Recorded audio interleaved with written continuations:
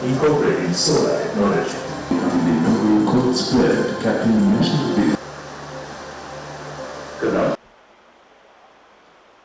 So we are ready to present effort and commitment, but also by personally played cricket for 15 years before joining the development of other sports. And the Colombo Municipality Council, who have culture and school cricket, competitive tournament structure, and the staff to support this mega event. Print media partners, the PSD and the media Operating in professional and transparent manner. In 1907, Ramji Bikaji Khan family. Where's the Bowen?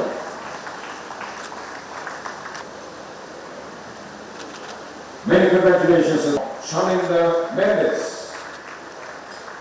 Come on, please begin by Nithara, his daughter.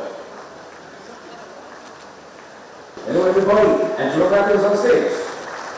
As you mentioned, and the body was at the residence, as was mentioned. Martin Bernardus.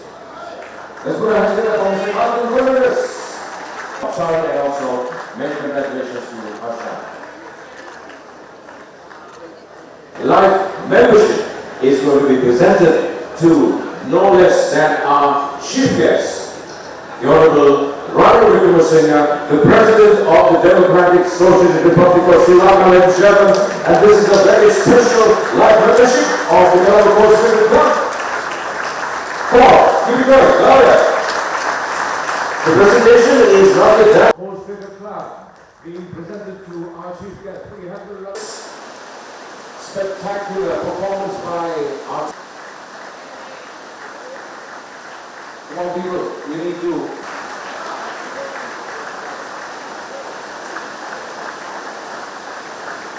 Announce that the other members of the champions.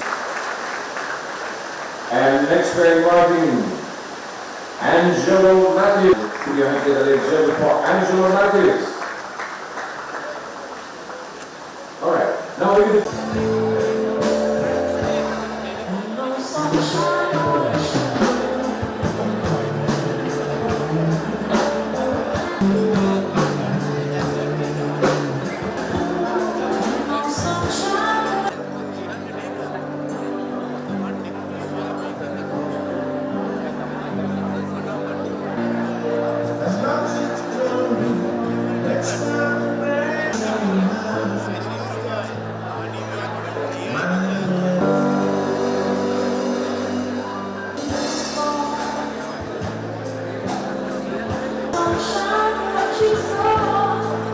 I must thank the President for making me a life member of this club. There are only two other clubs of which I am life member. One is the Royal College Union, other is the United National Party. So I had to add this as a third. Let me congratulate you all on the 150th anniversary. The Coles have to be congratulated on being a part of the history of Sri Lanka cricket. From a time when Englishmen got together to form some clubs, when sailors coming in formed their temporary cricket teams, when the soldiers stationed in the barracks, including the Malay regiment, had their own cricket team, that the Coles were formed. As you said, formed as the Marylebone Cricket Club and subsequently the Coles. I don't know, Trevor, whether the Suffolks and Yorkshire Coles are still there, after whom you all have been named. Not there, okay. Like Sri Lanka, we all survived. It was once after the cricket match which was played between Coles and the boys of Royal St. Thomas's and Wesley that they decided to get together and form another club, the Sinhala Sports Club. And at the same time, the Tamil Union was formed. So we had many clubs supposed to be on ethnic lines, the Malays, the Burghers, the Sinhalese, the Tamils. But unlike the political parties, these were only names and people of all ethnic groups mixed together. Unfortunately, that has not happened in many other political parties. That's why we are in this terrible mess today. Nevertheless, your contribution is one that has to be marked in the history of Sri Lanka sports. When you look at the time that Sri Lanka came into cricket. You all have witnessed cricket from a time when some British Englishmen got together with a ball and a bat without all the rules that we have today. You have witnessed test cricket and you've gone past that now into 50 overs, into 20 overs, and the heart of cricket has moved out from the MCC back here into Asia, where you see the ICC operating not from London but from the Middle East, together with all the fossil fuels. We see the T50, the T20s together with not the professional cricket or the club cricket we knew, but with the IPL.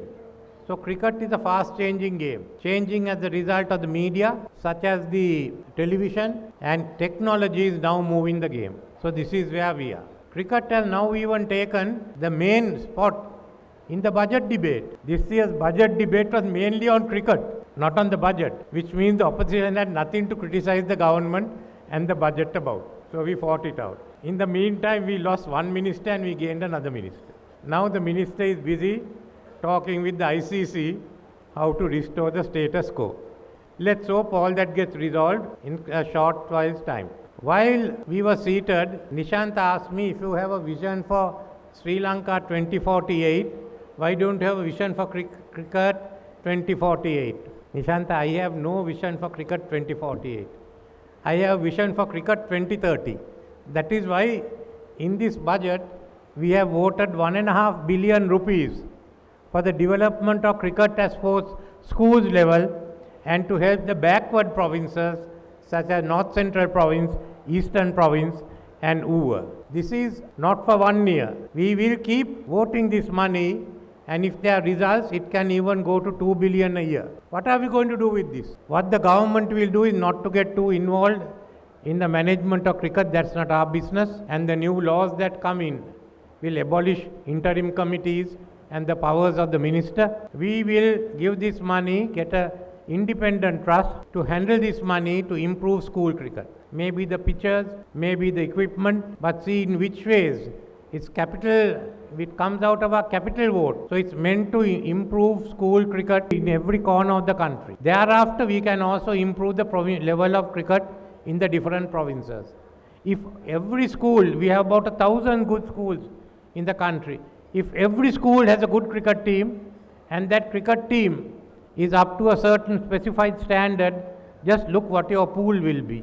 We'll just keep creating the pool. We'll put in the money to create the pool for cricket, not only males but also female students to play cricket. Similarly, you can also decide what are the provinces that need to be helped. So let's bring cricket up to a certain standard throughout the country. When we talk of Western Province having cricket, it's basically a few schools in Colombo. There's nothing in Padukka. There's nothing in Kirindivella. There's nothing in Agalavat. So ensure that all schools and all students get a chance. Because cricket is a game that we develop it. We can't win in every sport. We can win in some. So we are prepared to put the money. And let's see what happens by 2030. The rest is up for the development plans which the controlling body will have.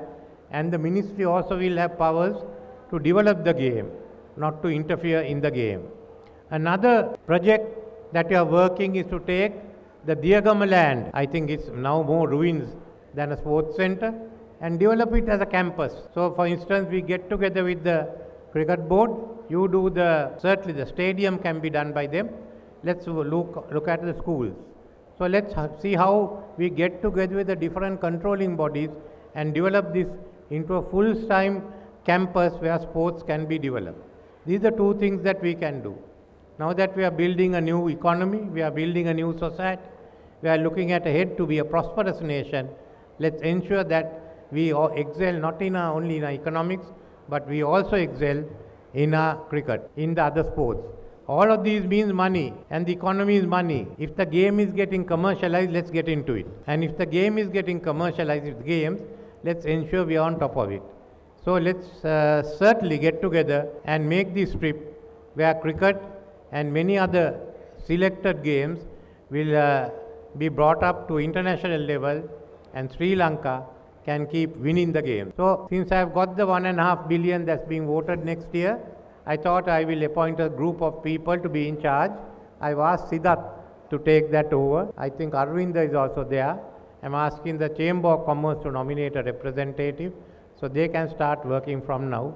And let's see whether you can spend the 1.5 billion, which you will get next year after that. Thank you.